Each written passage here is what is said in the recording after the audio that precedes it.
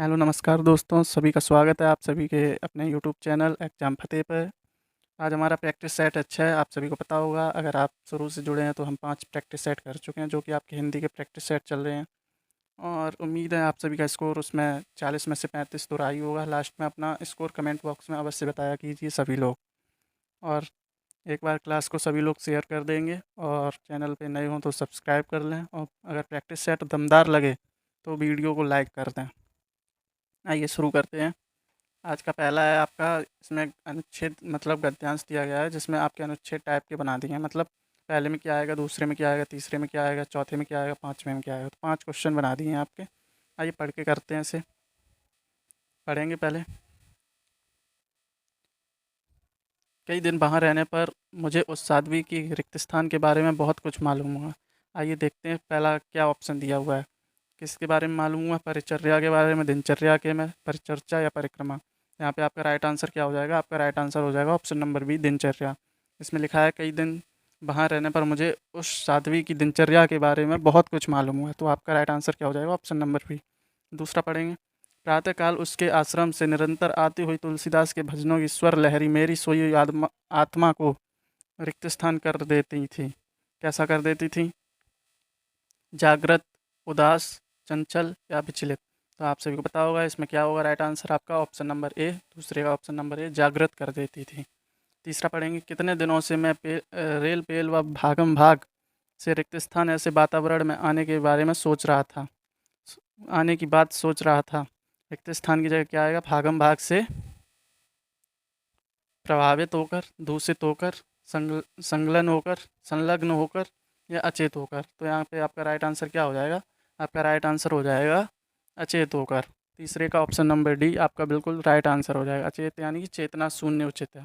ठीक है, चेतना शून्य होता है अचेत का मतलब। ठीक है, अगला क्वेश्चन देखेंगे। चौथा क्या दिया हुआ है? इस युग में भविष्य के प्रति रिक्त स्थान हमें जल्दी निर्णय लेने से रोकती है। कौन जल्दी निर्णय लेने से रोकता है? आशा रोकती है, हताशा, आशंका या निश्चिंतता। आशंका जो है आपका जल्दी निर्णय लेने से रोकती है, यही आपका रिक्त स्थान चौथे में आएगा। तो आपका राइट आंसर क्या हो जाएगा? ऑप्शन नंबर सी आपका बिल्कुल राइट आंसर हो जाएगा। नेक्स्ट क्वेश्चन देखेंगे। फिर भी भीड़ से दूर निकलने की बलवती रिक्त स्थान किसके मन में रह रह कर नहीं जाग उठती है? तो पाँचवें का राइट आंसर क्या होगा? उत्सुकता, इच्छा, लालसा या तृष्णा। तो आपका ऑप्शन नंबर जो बी दिया हुआ है, इच्छा, आपका बिल्कुल राइट आंसर हो जाएगा। अगला क्वेश्चन देखेंगे। क्वेश्चन नंबर 6 है। इसमें पूछा गया है आपसे कि रामधारी सिंह दिनकर को किस कृति पर साहित्य अकादमी पुरस्कार मिला? रामधारी सिंह दिनकर जी को किस कृति के लिए साहित्य अकादमी पुरस्कार मिला था? ऑप्शन पढ़ेंगे। कुरुक्षेत्र के लिए, उर्वशी के लिए, संस्कृति के 4 अध्याय के लिए या रश्मिरथी के लिए। आप सभी को पता होगा कि रामधारी सिंह दिनकर को कब साहित्य साहित्य अकादमी अवार्ड मिला। ये आपका 1959 ईस्वी में, 1959 ईस्वी में इन्हें साहित्य अकादमी पुरस्कार मिला। किस कृति के लिए मिला था? ये आपके संस्कृति के 4 अध्याय के लिए मिला था। ऑप्शन नंबर सी आपका बिल्कुल राइट आंसर हो जाएगा, 6 का सी। अगला क्वेश्चन देखेंगे। क्वेश्चन नंबर 7 दिया हुआ है। बागीस के लिए सही संधि विच्छेद है बाग प्लस ईस, बाग प्लस ईस, बाग प्लस ईस, बक प्लस ईस।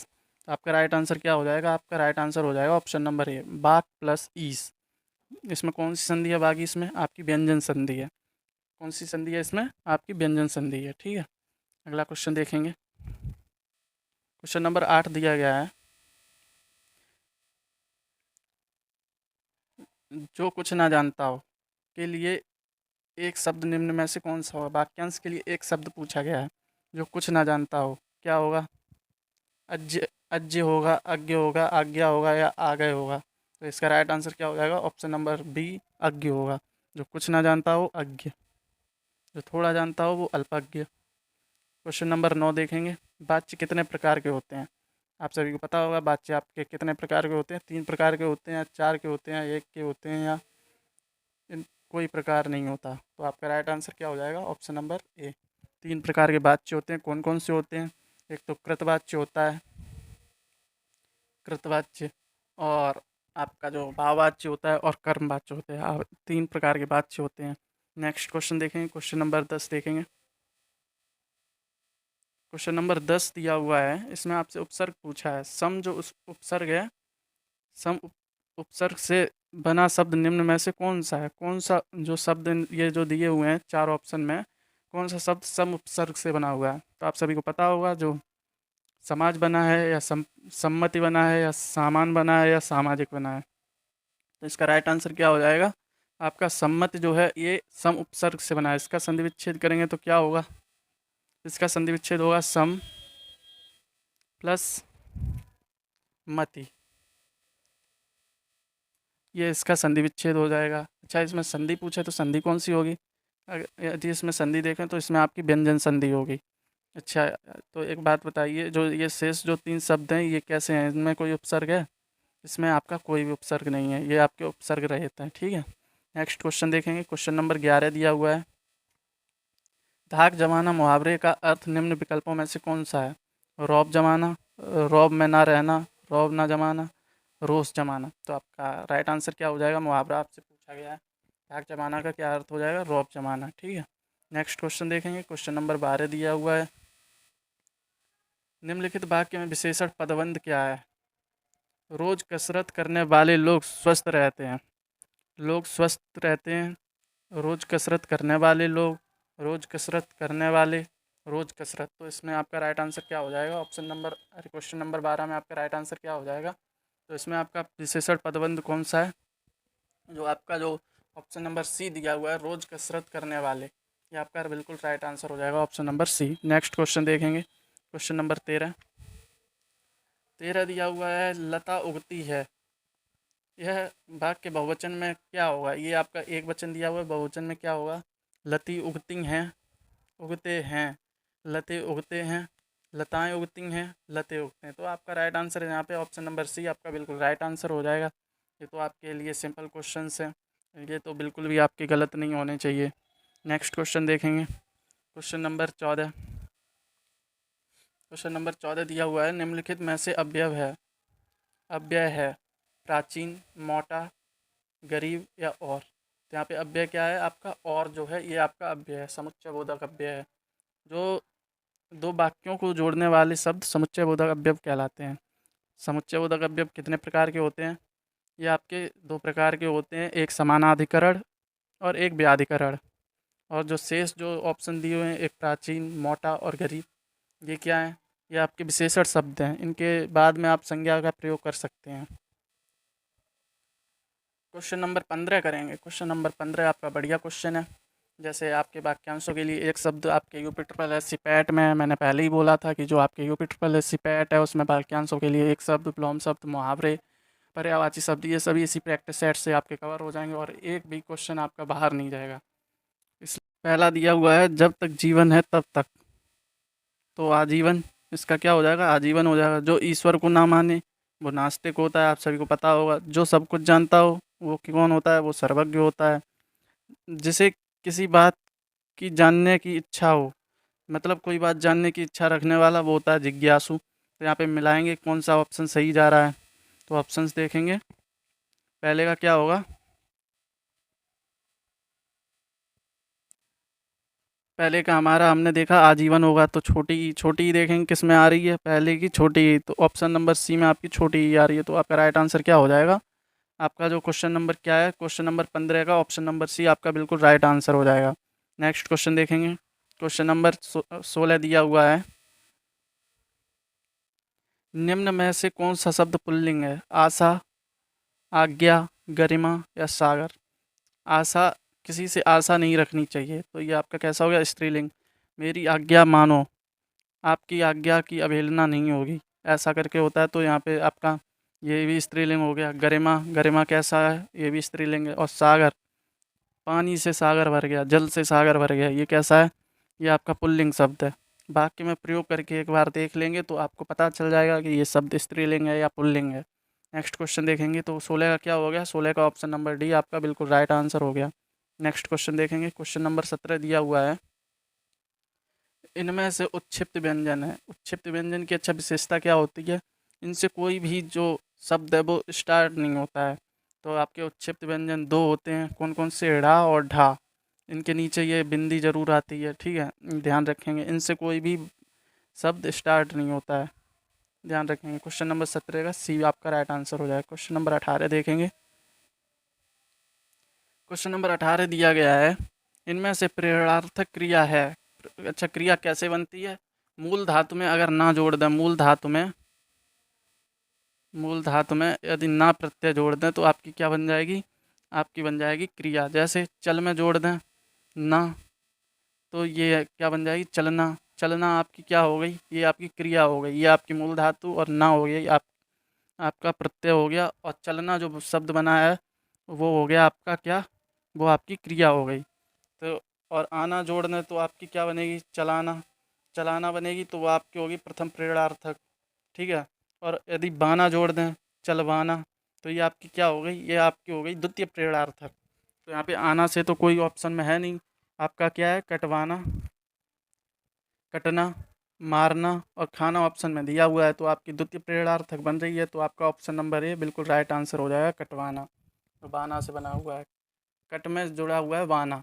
तो ये आपका कट जो है मूल मूल धातु हो गई, और इसमें जो प्रत्यय है वो बाना जुड़ा हुआ है, तो ये आपकी प्रथम द्वितीय प्रेरणार्थक क्रिया हो गई, इसलिए ये आपका ऑप्शन राइट हो जाएगा, ठीक है।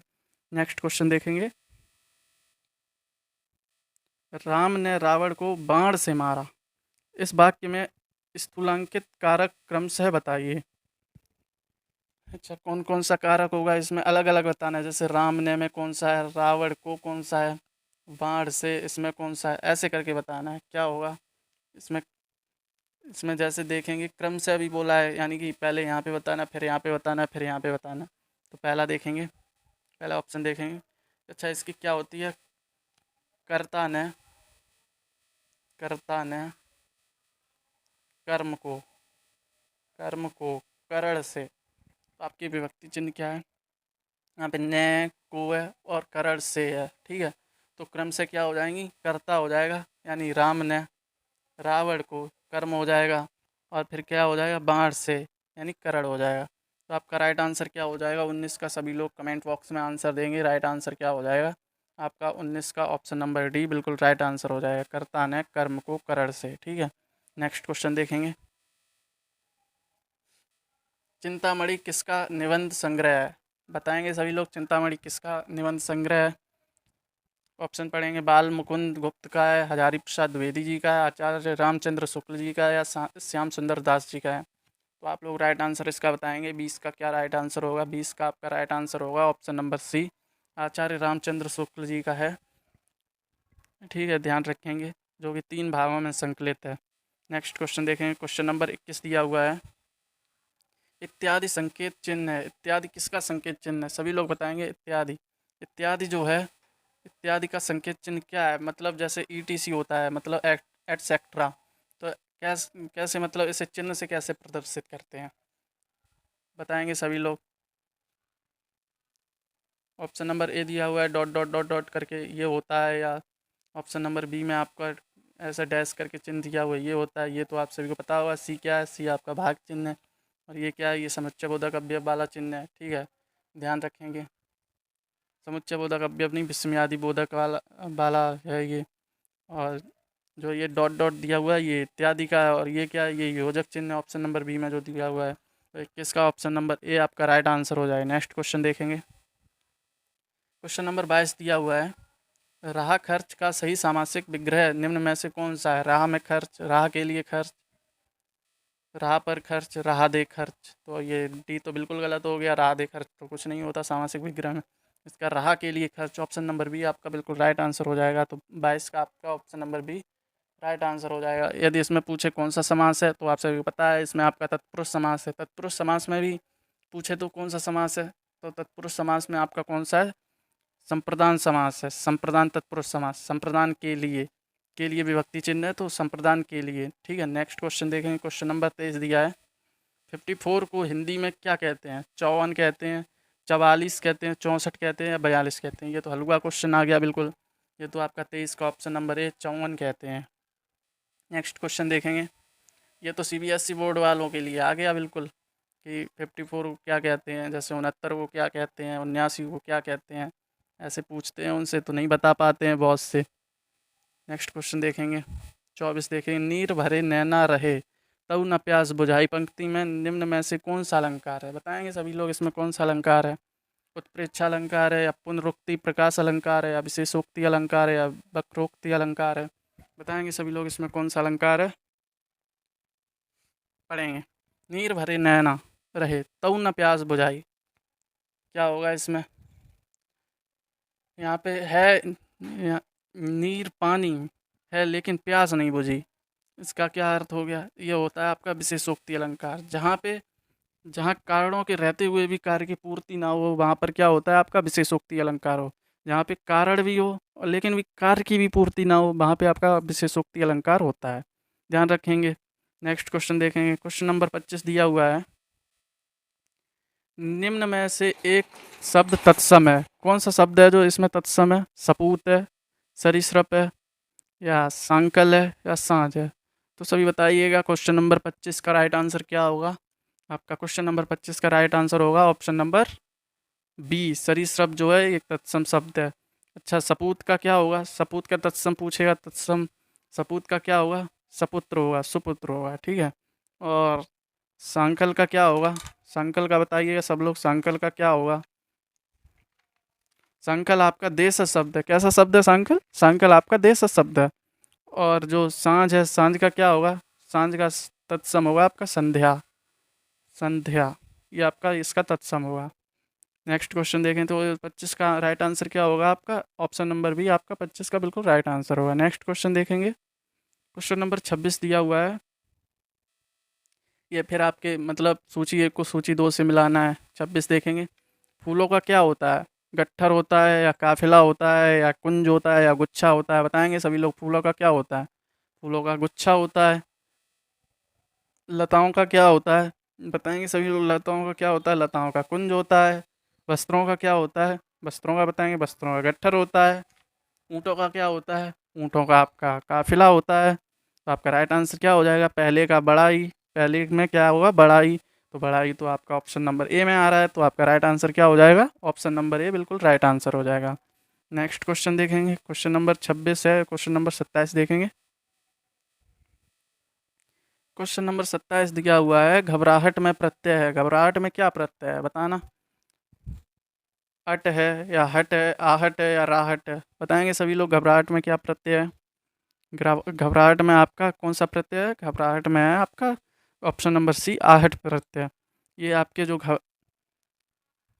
यह घबराना क्रिया से भाववाचक संज्ञा बनाई गई है, ठीक है। घबराना जो क्रिया है, जैसे घबरा, घबरा आपकी होगी मूल धातु, इसमें ना प्रत्यय जोड़ दिया, बन गई घबराना, ठीक है। घबराना क्रिया से आपकी भाववाचक संज्ञा बनाई गई है।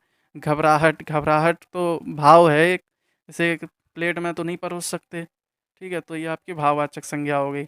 नेक्स्ट क्वेश्चन देखेंगे। क्वेश्चन नंबर 28 है। क्वेश्चन नंबर 28 दिया हुआ है, हिंदी भाषा में निम्नलिखित में से कौन सा शब्द जापानी भाषा का शब्द है? चाय है। ये क्वेश्चन बहुत से लोग गलत करने वाले हैं, यहाँ पे दो ऑप्शन में ज़्यादा फंसेंगे, एक चाय और रिक्शा। नेक्स्ट ऑप्शन नंबर बी है रिक्शा, ऑप्शन नंबर सी है कमीज, ऑप्शन नंबर डी है लीची। तो आपका राइट आंसर क्या हो जाएगा? जापानी शब्द कौन सा है? जापानी भाषा का शब्द कौन सा है? आपका रिक्शा हो जाएगा। चीनी भाषा के, चाय और लीची चीनी भाषा के शब्द हैं, ठीक है।